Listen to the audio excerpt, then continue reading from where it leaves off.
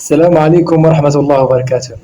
في هذا الفيديو إن شاء الله غادي نتكلموا على بلد موريتانيا. أكثرية الشباب لا دابا ولا من قبل كيبغوا يغادروا البلاد ويهاجروا إلى الدول أوروبا، لكن الكثير من الشباب ما كتاحش لهم الفرصة باش أنهم يهاجروا إلى ديار أوروبا. ماشي دائما أوروبا، نحاول نوجه نشوف في اتجاه إفريقيا. كاينة موريتانيا، كاين السنغال، كاين مالي، كاين بزاف ديال الدول، لكن هاد الدول هادي ما صلحاش لواحد الإنسان اللي ما عندوش رأس المال. هاد الدول هادي صالحة الإنسان اللي عنده رأس المال ولا الإنسان اللي عنده الحرفة. نتكلم مثلا أنا على موريتانيا اللي كنعرف.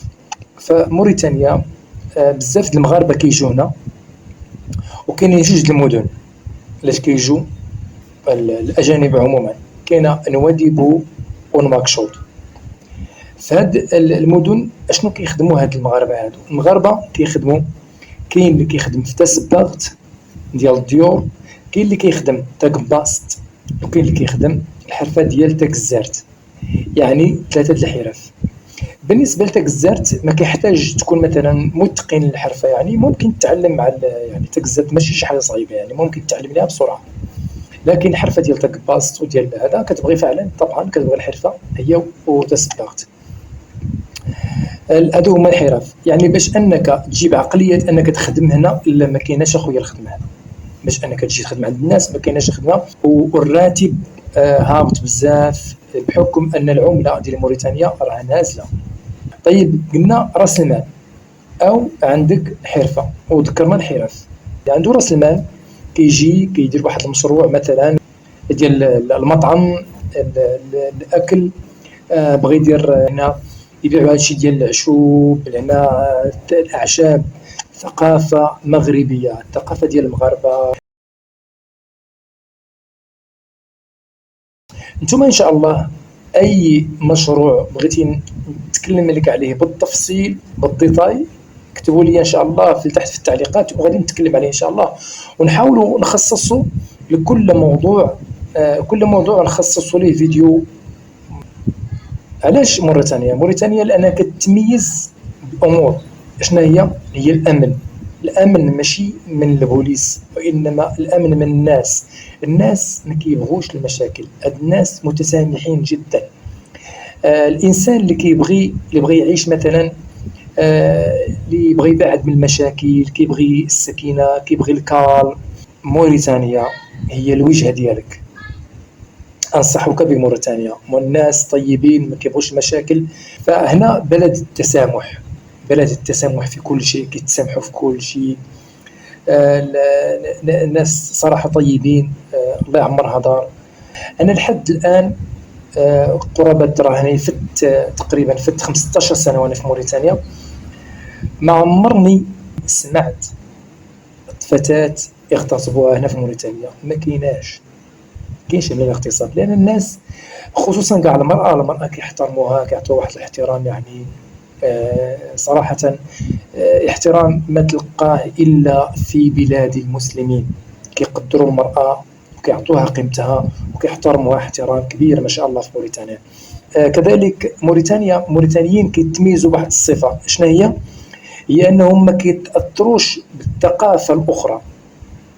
بحال مثلا نقولوا مثلا الثقافه الغربيه، ما كنتاثرينش بالثقافه الغربيه، ولذلك فرنسا في الاستعمار عياو معهم، وموريتانيا هي كتحكمها القبليه، وبالتالي حتى الفرنسيين قالوا بانه بلد لا تحكمه القوانين وانما تحكمه القبليه. الموريتانيين كيحافظوا على ثقافتهم الاصليه. المراه كتلبس الملحاف والراجل كيلبس الدراعه. هذه هي الثقافه السائده، وهذه هي ثقافه الموريتانيين، وما تقدرش تغير لهم الثقافه هذه. كذلك الثقافه ديال الاتاي ما يغيروهاش.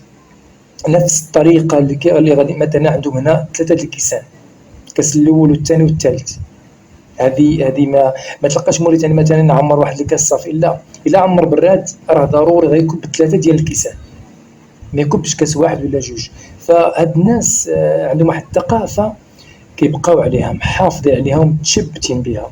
كذلك في موريتانيا المحاضر وحفظ القرآن، والمحاضر كثيرة تبارك الله ومزيانة. كذلك هذا البلد كذلك الإنسان اللي بغى يجي يطلب العلم مثلا كاين محاضر ما شاء الله.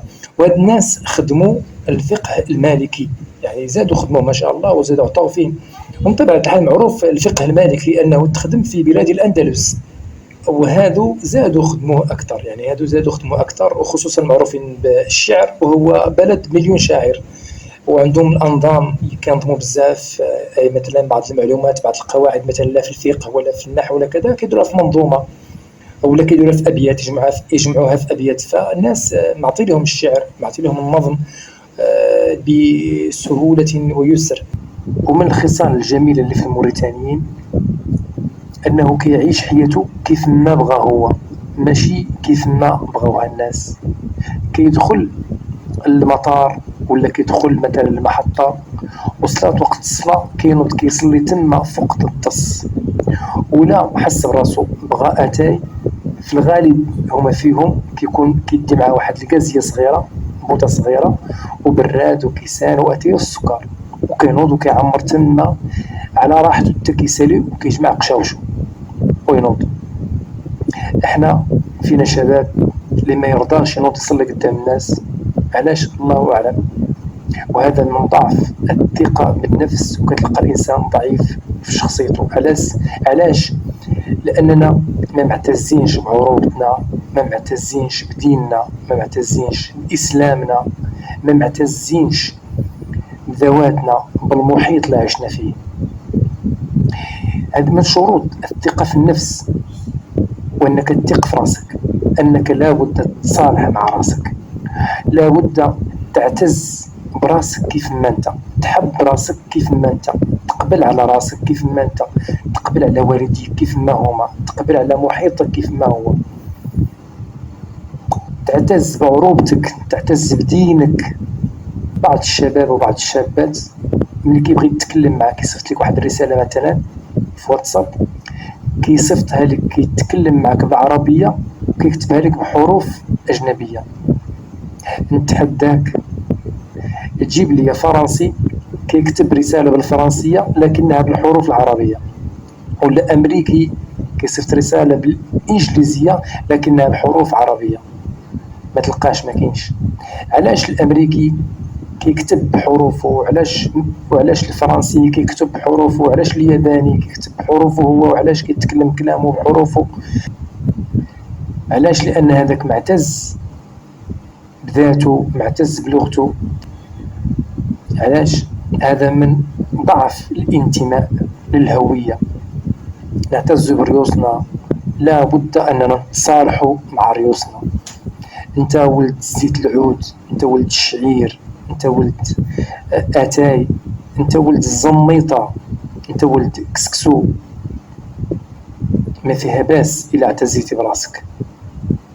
هذه من أسباب الثقة بالنفس. اسمحوا لي جبت الكلام ودخلتها، لعلنا إن شاء الله نغيروا من ريوسنا شوية ونحاول نغيروا عقليتنا باش تغير أحوالنا إلى الأحسن.